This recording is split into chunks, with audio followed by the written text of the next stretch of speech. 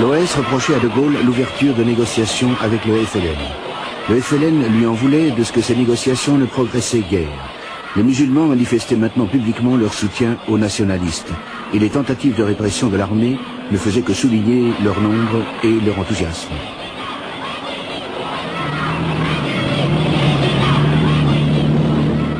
Depuis la démonstration dramatique de la solidarité musulmane au cours de la dernière visite de De Gaulle en décembre, les colons ne pouvaient plus nier le soutien populaire du FLN.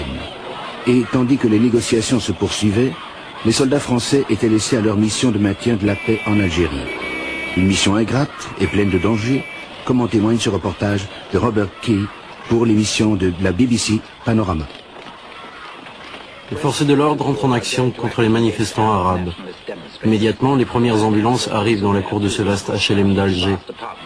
Les Arabes n'essayent pas de fuir, et les soldats saisissent tous les drapeaux nationalistes, non sans brutalité.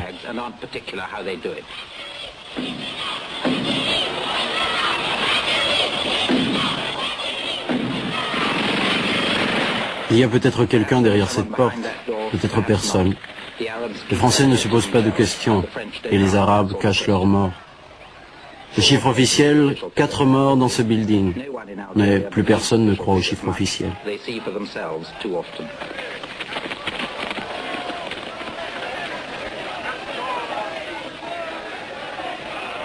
Des immeubles habités par des Arabes dans un bidonville, non loin d'un cimetière.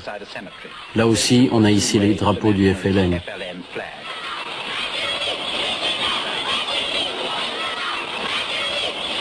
Un quartier, là aussi, complètement isolé.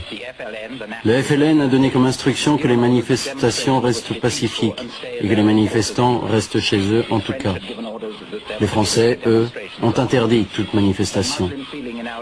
La volonté d'indépendance domine chez les musulmans d'Alger, qui opposent la force de l'histoire à la force des armes.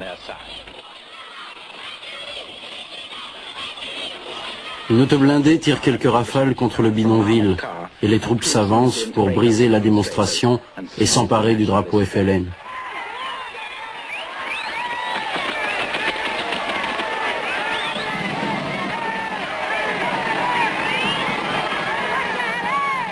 C'est ainsi qu'a débuté la 8e année de guerre en Algérie.